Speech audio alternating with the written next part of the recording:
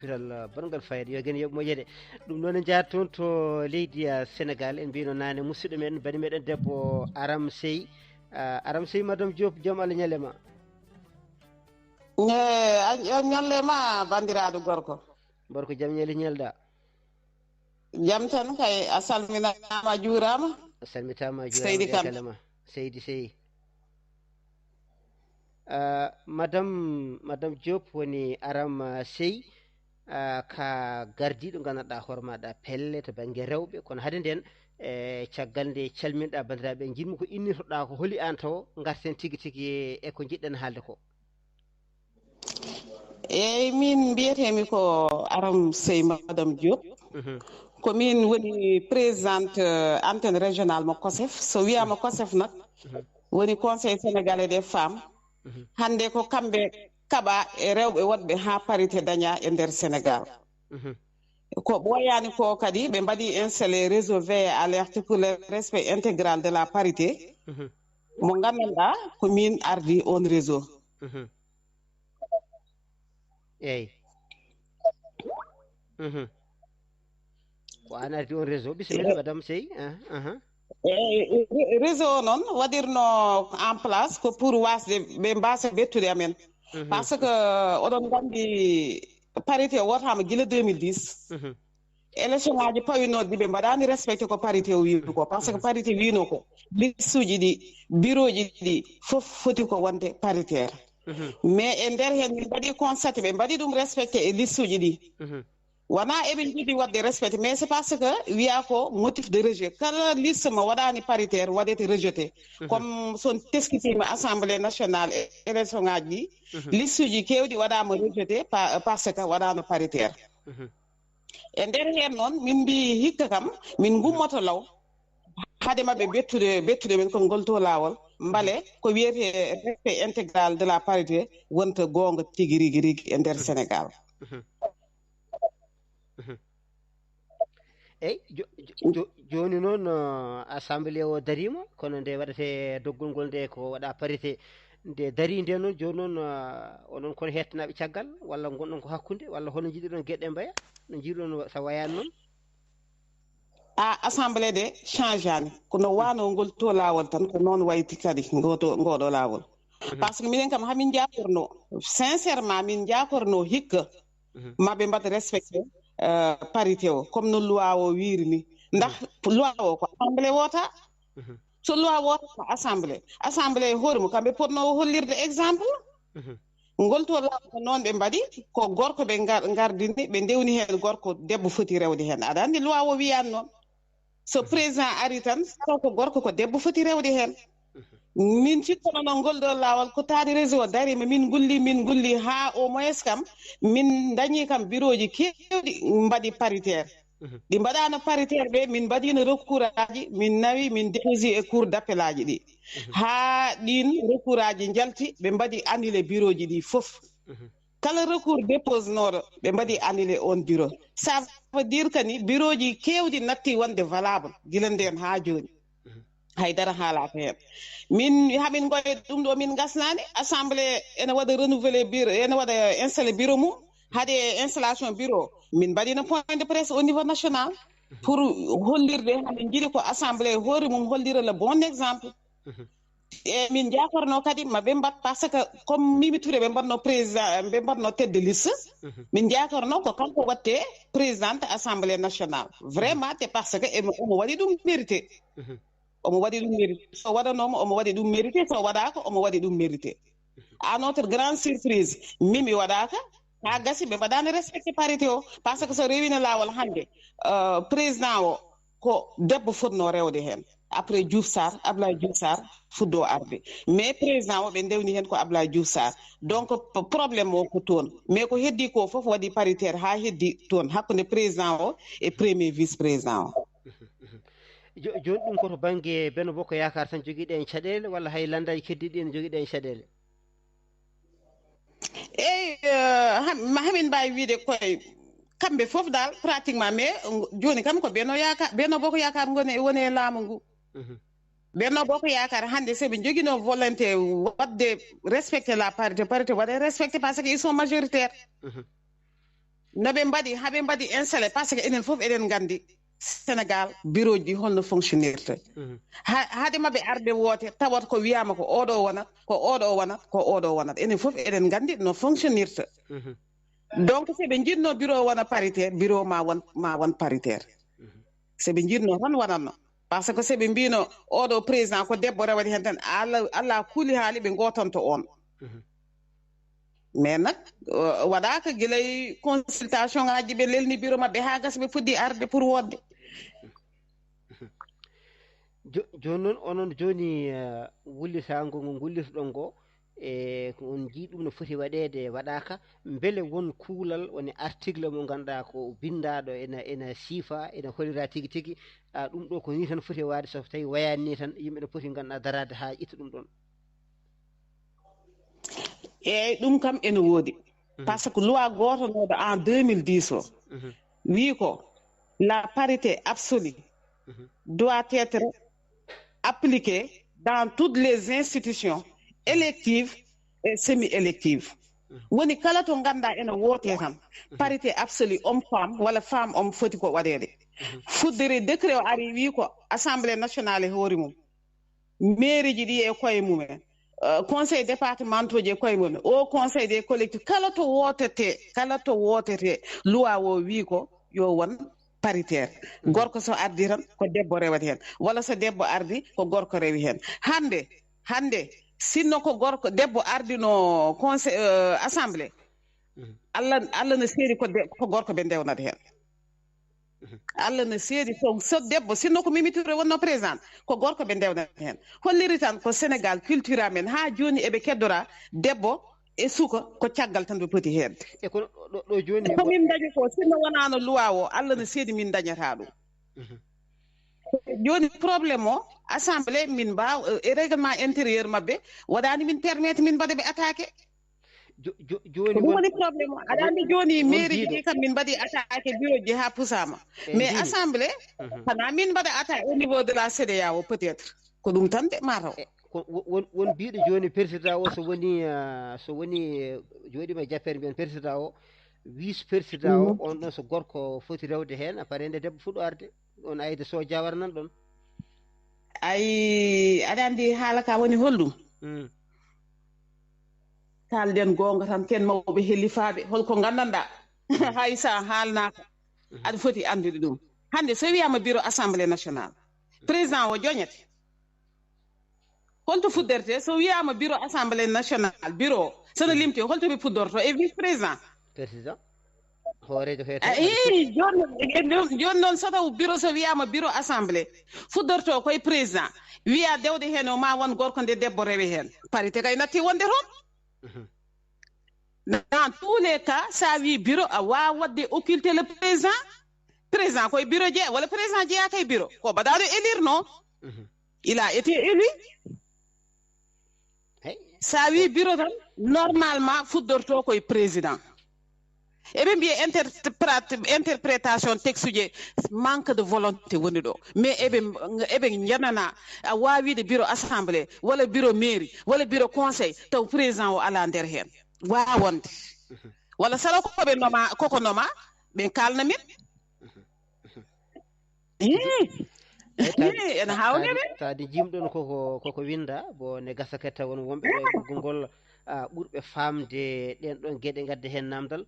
kono min ko hawimi seeɗa beele onon ko holko saabi gandanɗa homaɗa Mimi Touré waɗaka président tan te Mimi Touré jeeya koye nder landa APR ɓen boko yakar ko hen jeeya waɗama gueɗe kewɗe ɗe ganduɗa yimɓe foof jii ko waɗa hande o so tawi o waɗaka ɗum ɗon e so tawi goɗɗo waɗama ɗon hol caɗele poɗɗe won ɗon beele gandanɗa homaɗa Mimi Touré ne wona tan e laamu tan ha laamu gasa taw heddiɓe ne metta hen holko saabi oɗon kaɓe nde ɗo haare eyyi minen ka Mimi Touré il faut min mbaɗa préciser une chose minen min ƴeewani Mimi ko benno woni walla ko yeewi woni walla ko banggue goɗɗo aɗani minen ko tahi min kolliri mécontente men frustré nous sommes frustrés parce que ko debbo par ce que ko waɗa ko mono foof si une personne éprise de justice ene andi ene muusi neɗɗo waɗe tête de liste Mimi ko waɗi ko hay gorko ni wawa wadde ɗum waɗi sillonné tout le Sénégal waɗi parcouru des kilomètres et des kilomètres Mimi na waɗi occupé les médias elle a été à la hauteur ko waɗi ko mine yanana so goɗɗo ko waɗa noon ɗon wawa wadde ko ɓuri ɗum donc noon so ari ha yettima to watte confirmé e présidence o ɓe totti ɗum goɗɗo alay sago musat minen rewɓe min mbiya tan min nanguira tan ko debbo ko ɗum te o waɗano ala wona debbo oto nanguire ɗum ɗon pourquoi ɗon nanguire ɗum ɗon kanko jeeya koye APR ko gollowo e nder APR e hooreji leydi ndi toɗɗi mamum waɗimo premier ministre ruttima kadi ganduɗa hon waɗimo kadi ministére de la justice ruttima kadi ganduɗa hon waɗimo envoyé spécial waɗimo kadi to Idriss Seck ɗo mi anda poste uji kewɗo waɗama o waɗama kadi hono directeur de campagne ɗeɗo gueɗe fof so o waɗama ɗum ɗon tan ne taga tan kanko wonata ministre wonata président assemblée beele ɗum ɗon koko nanodirano guila hanke hecciyanke wiya wonde so en gayni ha en gañima ko an jotto ɗum oɗon keeɓi ɗum ko laaɓi walla ala Allah no seedi ko waɗa ko hamin gandi min mbaɗa hen profité ne pour wadde remercier le président Macky Sall gasi ko mbiɗa ko Allah no seedi hamin mbaɗa mo remercier par ce que kam o teddini rewɓe à travers Mimi Touré o teddinimo à travers mais hande minen ko faaro e amen wonanno e dow ɓe mbaɗa présidente assemblée debbo par ce que guila Sénégal woni Sénégal min mbeɗa dañde une présidente assemblée nationale minen ko ngal banggue oɗon banggue minen par ce que Mimi wona o ala compétence holɓe gandanɗa guila jibina koye laamu woni le cas de Moustapha Niasse nan ɗo hay hande o waɗama nommé quelque chose minen min jibina tan min tawi Moustapha Niasse woni ministre Moustapha Niasse woni premier ministre ainsi de suite ainsi ko noon leydi ndi fonctionnirta a yiyat fedde mo gandanɗa ko goto tan watte hen anen kam en gowi ɗum mais min jeddani Mimi heɓino des postes de responsabilité mais ngol ɗo lawol vraiment minen komin jiɗno minen en tant que femme min ƴewani Mimi de probléme ɗum ɗo parti politique walla goɗɗum mais minen min ƴeewiri Mimi ko debbo hono amen ni ko waɗa ko sinno ko minen waɗano musat min min kaɓoɗe tan rewɓe yo keɓ fodde mumen kono kay wonde ko Mimi kay ko ma waɗe tan alay sago ɗum koɓe jalte hen Mimi jeeya koye nder lande he ina jogui droit rokkede gueɗal yo ya raddoya bisimilla tijjanta hokkam won jiɗɗo nadde won joguiɗo ma namdal an Aram Sey bisimilla Tidiane ok namdal faji bala debbo eɗen gandi ñanden Aïda Sow Diawara jeeya koye leaderuji rewɓe darniɓe rewɓe to banggue assemblée to kanko e hoore makko mi nananimo no feewi de a nantamo mi nantano mo feewde sona après ɗumina mbattana kam ɗum ɗo tan ɓeydamo walla eyyi joni Tidiane bisimilla ha yani gonɗa wa dille seeɗa noon Tidiane eyyi bon Aïda Sow Diawara wi wonde parité o waɗama respecté sen ƴeewi kanko o wi banggue sene fuɗɗo koto banggue vice présidence to e kadi enen fof eɗen gandi kam Mimi no wirni enen fof en ɗaɓi noon wawa wonde président assemblée kono so tawi o wonno président assemblée ene wawi waɗa caɗele enen fof ene majjani assemblée sifrani e constitution yarani déjà ƴeŋgi hay ko waɗa ko yimɓe PDS e mouvance mumen fof mbi wonde eɓe belti hen saabu kanko tagno ha Karim Wade nodda cléji jiiɗa kadi e yeewi askan wi kadi en majjani kadi no wano campagne hakkude Ousmane Sonko en donc so tawi ene ƴeewe noon garɗo assemblée o sikku ƴeewe ko ganduɗa hoorema taw ne wawi jogade deere e nder assemblée o taw deƴƴakilde taw wona no wayni enen fof e majjani no sifori ɗum kadi ne jeeya hen waddi ko noon kamɓe rewɓe noon bon bien vrai kam yimɓe fof en jaadi hen e to pour kam darade darde moƴƴere kono sen ƴeewi e nder assemblée o banggue ɗi fof kala hen ko wonno parité waɗama respecté heddi kono banggue to nder vice président Abdoulaye Diouf Sarr ɗo hay ɗum ne kamɓe koɓe rewɓe hewɓe jalti mbi wonde no yaari ko foti yaarude donc no wawi noon kamɓe noon c'est des féministes noɓe keewi kono ɗumi e tawɓe aɓe jawi kono vraiment kamɓe keeɓi sami jarama Aram anani ko haali est ce que aɗa wawi wadde mi synthétique mi ay so wawa reftude eyyi Aïda Sow Diawara cukko ɗimmo o on hoore mum wi wonde ko waɗa toon ko no yuɓɓiniranda ni ina ɗofti parité Aïda Sow Diawara e on kam fitti kañum ko ene yaadi no waɗiranda ni ina feewi e kono kadi won wiɓe kadi so tawi kadi Mimi Touré so waɗanomo hoorejo assemblée ina wawi wonde caɗele saabu ko wayno kadi gandanɗa hoore maɗa yimɓe PDS ɓe ene gandi tigui tigui e probléme Abdoul Karim waddo kanko wonno sababu muɗum kanko wonno joɗinode nden e jappere nde ewa ɗum ko ɗum tati o kadi hakkude makko e Ousmane Sonko kadi caɗele kadi gonɗe e nder ɗen wadde so tawi Mimi Touré joɗima ɗon ene wawno addande caɗele kewɗe e nder assemblée ɗum ne jiiruɗa ɗum min ko mbinomi nani ko tan ko ɗum mbiyatmi ayi minen ko tahi Macky waɗani Mimi Touré ko minen min demani ni andude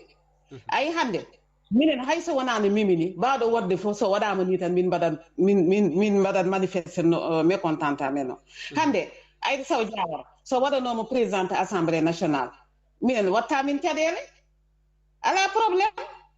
so waɗanoma hande présidente assemblée nationale minen atana min probléme mais le probléme ane ka noɓe ɗum ko taƴde goɗɗol mbiyatmi ɗum ni neɗɗo tampa wayno kono minen rewɓe kamɓe dal ɓe ɓe ɗumini tan ko yemin hamin defte tan ɓe puuse min ɓe mbiya kamɓe ɓuuri handude hen minen ko noon min nanguiri ɗum min nanguiri ɗum ko sabude debbo ko ɗum tawi o itta gorko adda tigi won journaliste goto joguima namdal won journaliste goto namdal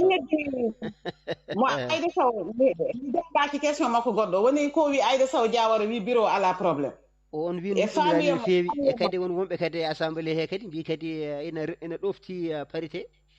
wadde onon wadde hande holɓe kalda toon tawde hay rewɓe darima mbi noon ko ene wawi taw o famani interprétation texte o par ce que texte o sa liiri tan non sa liiri tan noɓe bindiri ni tan ɓe payi koye élection ɗum ɗo élection des vice présidents et des secrétaires élus et des questeurs aɗa andi texte o ko toon fuɗɗori mais s'ils étaient de bonne foi seɓe goota le reste du bureau ɓe mbaɗa tenir en compte le président par ce que président koye bureau o jeeya président jeeya koye bureau président wawa yaltude bureau so saɗa loi wi yo parité waɗe appliqué e bureau assemblée président jooɗima woni gorko on gaddi gorko on pawi toon parité ala toon mataw kanko Aïda Sow o famani ɗum walla taw o yiiɗa famde neɗɗo so yiiɗa famde kadi ala ko mbaɗa wadde feere hawo faama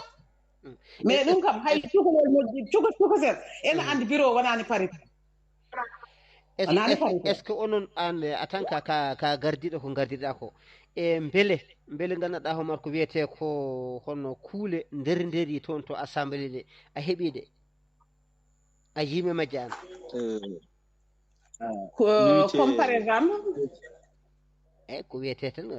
assemblée joni hay ñande nde jonde nde joƴƴintede waɗi hareji seeɗa kono nde arta tan ha e ko kuule ɗe jamiri ko nde arta hen tan ko ɗum ɗo woni ko ɗum eyyi effectivement ñanden assemblée waɗino caɗele eyyi minen e feya men ko waɗi assemblée ko welani min e point de presse amen min mbaɗi souligné ɗum ɗon par ce que assemblée min nawirinani ɓe pour eɓe gondon eɓe cippira walla mono foof no foode intérêt personnel hande so rewino lawol caɗele fotani wonde guila nde ɓe mbaɗa règlement intérieur ɗum assemblée ko on namdima so tawi aɗa andi ɗum onon ardiɓe est ce que oɗon gandi ɗum règlement intérieur o somin gandi ko woni règlement intérieur o so ɗon gandi ɗum tawi wona tan haɓanade rewɓe tan ni min hamin gandi règlement intérieur tawi wona assemblée wona habnade rewɓe tan assemblée tawi woni pour habnade rewɓe woni toon ko pour toutes les couches woni toon ko pour Sénégal mais wona pour rewɓe minen ko affaire parité o min kalat pour bureau mabɓe mais konta à l'assemblée na haalir tan pour mba ɗum famde eyyi joni wonno goɗɗo joguiɗo namdal ƴeewen kadi ko jeydiyanke ƴeewen so tawi oɗon mbawa famodirde kañum heede namdal muɗum ceerno Abba Sarr bisimilla mi ko adi fof en calmini bandiraɗo debbo aram enen beltonomo surtout e darde ndo daratonde en gona anduɓe mo ni kono enen so en kawre debbo jiɗɗo jojjidde hujjaji rewɓe tan en beltoto mais en fait ko artude tan juste e aɗani les textes de l'Assemblée nationale sa naati toon hankkadi natti wonde c'est vrai ko parti ma ƴettuma adduma toon walla ko coalition adduma toon mais sa naati toon a natti e tawi saɗa tugno e texte ji a natti wonde neɗɗo parti o ka neɗɗo mo ganduɗa hoore ma élu du peuple à partir de là-bas maintenant à partir de ɗon kadi le président de l'Assemblée nationale ko président assemblée o fof e joni noon chaque coalition walla chaque parti addunoɓe toon yimɓe ɓe gandanɗa hoore maɓɓe ɗum woni ko partage o woni no partage équitable aɗa andi ayi joni les vice président ko 8 vice président woni toon e nder 8 vice président o mais chaque coalition ko waɗi respecté parité o par ce que ayi premier vice président wonno ko gorko deuxième vice président ko Aïda Sow Diawara troisième o ko gorko quatrième o ko debbo woni yetto Boubacar Ardo Sow woni coalition Benno Bokk Yakaar c'est la même chose que l'autre quoi woni banggue goɗɗo banggue Benno Bokk Yakaar e oɗo ɓen aussi ko noon mbaɗi respecté ɗum ɗo coalition maintenant le président de l'Assemblée nationale kañum a yi kanko élection makko jiidani élection ngaji ɓeyto par ce que élection makko kanko ko wonno ko hol heɓɓen jaɓaten ayi min ayindo élection ngaji ɓeytoɗo arde ko kala ɗum ɗo kala coalition gaddaɗo ɓayde ɓe cuɓima ɓe gaddat tan ko ɗum formalité e nder formalité o noon ɓe gootat ma won joni comme par exemple sa yi joni comme par exemple les sur les 165 député gonɗi toon 147 ɓe gotini Benno Bokk Yakaar taw walla taw gotini pa Benno Bokk Yakaar mais gotini les huit candidats ɗi ganduɗa hono kañumen gonno suɓanoɓe pour wonde président à l'Assemblée nationale on banggue maintenant banggue goɗɗo ko artude juste tan e wiide ay Sumgo Mimi Touré président de la République ko artini hen o wi e conférence des leaders o holliti wonde hono wiite ni Mimi Touré ala fo ɗo waɗi ɗum promettre so tawi comme par exemple élection assemblée ari ma hokku ɗum mo wi ɗum yo won président assemblée o yo waɗani ɗum promettre a Mimi Touré ko Mimi Touré noon o namdi yo adde kayitaji mum o waɗ ɗum tête de liste a fami Benno Bokk Yakaar bon wi maintenant ɗo Mimi Touré ɗo rewda ɗo poste uji ɗo heeɓi ɗi fof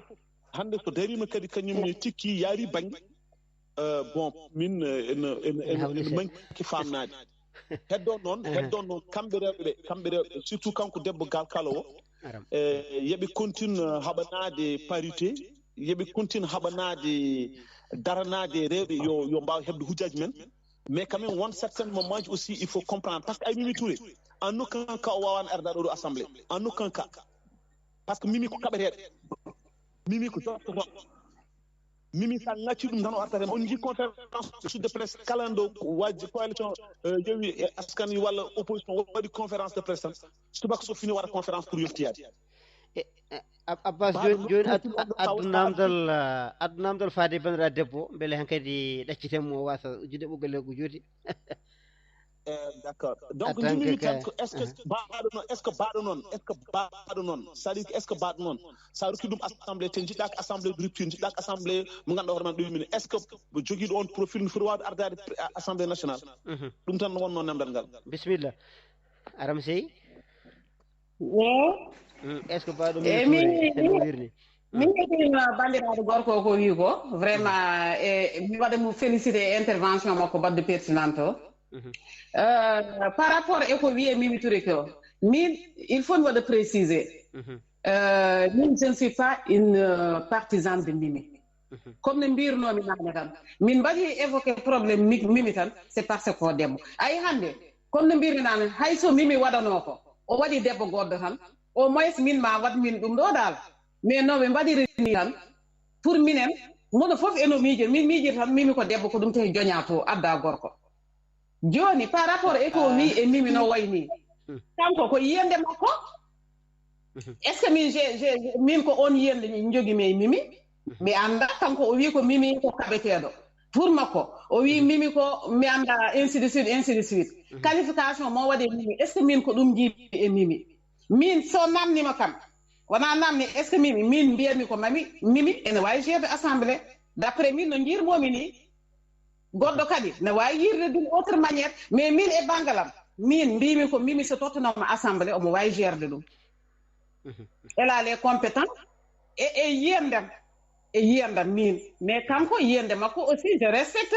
e ɗum ɗo makko neɗɗo foof e yiyande mum kanko ko ɗum o yi min ko goɗɗum jimi goɗɗo ne wawi yiide goɗɗo goɗɗum machallah ɗum noon won jogiiɗo goɗɗo won jogiiɗo namdal gongal tan on sahaa mi arta e maaɗa mi ƴeewa ko amen ko jogiɗa ko ɓeydata e tan ka gardiiɗo to baŋnge rewɓe to baŋnge potal e kadi jotondirɗo kadi e jeyndiyankoɓe waɗi heen point de presse ina wulla e firti ko gullata ko ina moƴƴi tigi tigi mballodiroɗa mbiyata dande ma nde yaha dow e kadi wasata kadi daña kadi yaadiɓe ɗin ɗon fannuji yinnoɓe darade kono donki ɓe dardi e a jarama e musidɗo Aluseni Sow bisimilla. eyyi seydi kam mi salminima kadi en calmini kadi bandiraɗo debbo o kadi eɗen belti no feewi e kadi eɗen donoma kadi e fonction mo jogui o min kam namdalam wasa ɓoyde kam yo yimɓe paam kadi hay sowona namdal kanko ne yo faam Mimi Touré kadi ala base ko ardi fof kadi Mimi Touré ala base goo so ɗum ɓenni bange affaire président o so kanko no haaldi ni soko noon kanko o faamiri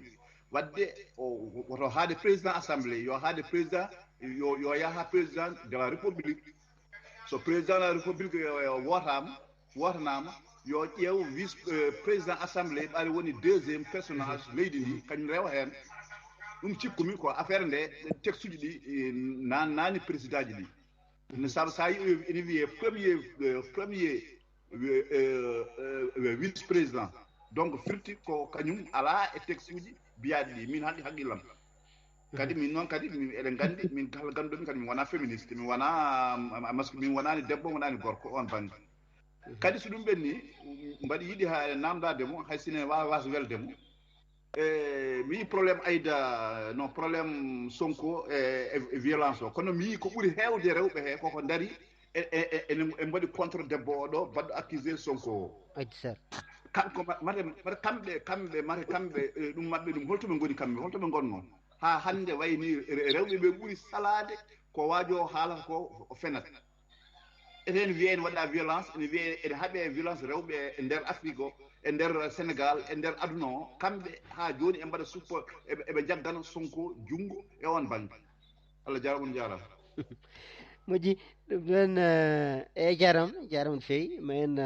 jokkodire kanko Aram Sey on wawi jabade hen tan seeɗa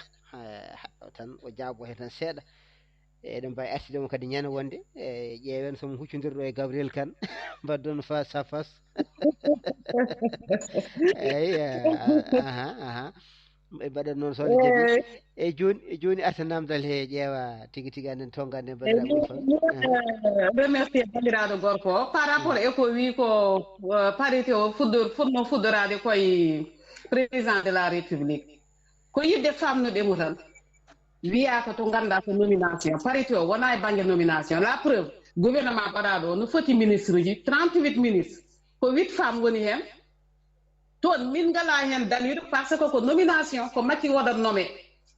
mais loi o haali koto gandanɗa ko élection assemblée ko banggue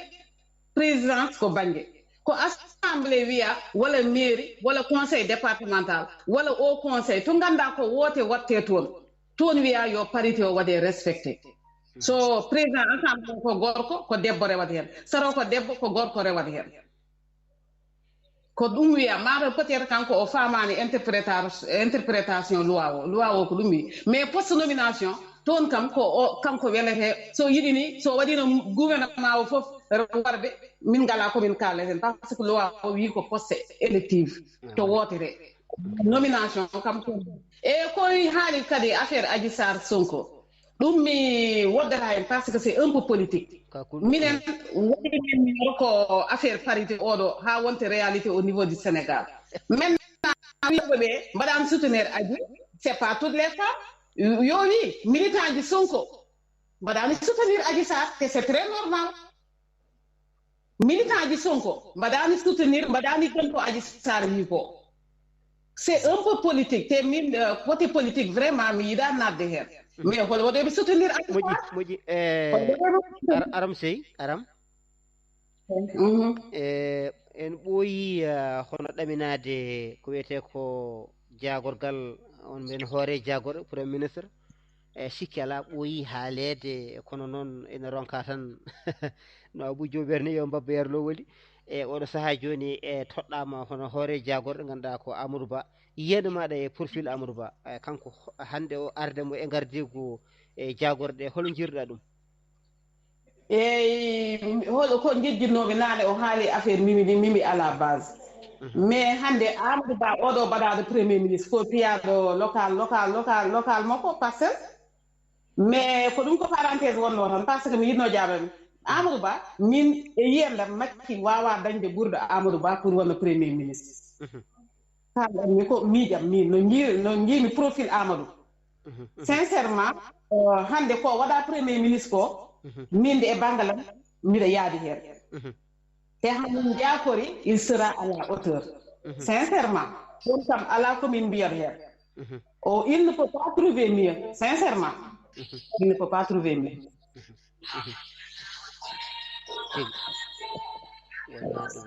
voilà eyyi moƴƴi donc yiya noon fayde ɗum noon aram sey hanki nodɗa kam ɗo ko aɗa laawi aɗa wiya tigui tigui caɗele mbaɗi rewɓe kettanama caggal e gueɗe mbaɗ noon e oɗo saaha joni gouvernement darnama fodde rewɓe jeetata nana hen hankkadi koye mataw ƴetti ha laaɓi foof ko jiɗɗon hankkadi goɗɗum sinno ko sagamen 30 minutes bi 14 ɗi gonon ko rewɓe par ce que wiya ko Sénégal no fotino ko 8 femmes tan mbawi hen wonde ministre Sénégal no fotirno en mbawi wiide tan ko 8 femmes wawi hen wonde sinno ko saga men 50-50 wona 50-50 wona 50-50 kono a weltanima kam waɗaɓe vraiment min ñaagui Allah tan ko waɗaɓe yeɗiɗigo tan ko ñamin jiiɗi résultat ɗi président yakure mabɓe tan e Sénégal tan yallah walluɓe tan ha ɗum ɗo hoya e mabɓe tan ko ɗum min ñagoto Allah tigui moƴƴi jaram sey konngol ma mbayni ko tan kadi min ɗaccitma sona weltanade on toon vraiment Seydi Kane e opportunité mi tottuɗa min pour haalde e inde rewɓe ɓe e gandon noon minen wona politique ummini min tan ko pour ɗum ɗo rewɓe ɓe mais wona pour politique mo Samba walla mo Demba ka Mimi Touré min mbaɗɗum hen ɗon tan mais ɓurno min waɗde ko parité o waɗe respecté au niveau de l'Assemblée ko ɗum ɓurno min waɗde mais ka Mimi o aussi ene muusi min ko ɗum tahi min kaali la premier point de presse o min kaali hen affaire assemblée ñanden no wayni welani par ce que neɗɗo so naati assemblée hankkadi ne natti wiyede député Yewwi walla natti wiyede député Macky Sall vous êtes là-bas pour le peuple donc poɗɗon ko darnade ko peuple o wona wiide min komi député kaari min komi député machallah vraiment ɗum noon a jarama no feewi Seydi Sey golle ma jooɗi peewi rendo ngo kala yettima jarima haalide rendo e dendagal kaalirɗe gonɗen ɗo ha toon to sengo Facebook kono kadi haalande ma ya toon to YouTube so weeli gueno Alaji Amadou Ndongo toon to Allemagne ina salmima en mbimo kadi o yettama o jarama golle makko jooɗi peewi ɗum noon Seydi Sey a yettama jarama jetti kadi wonɓe sababu jokkodira meɗen ko wayno Mamadou Moussa Sow toon to radio Matam ɓurde Banel Ba Fatimata Banel Ba ono kala golle mum jooɗi peewi yo gen yoɓe moƴƴede a jarama Seydi Sey eyyi kay Seydi Kane on beltanama no feewi machallah jarama barakallah moƴƴi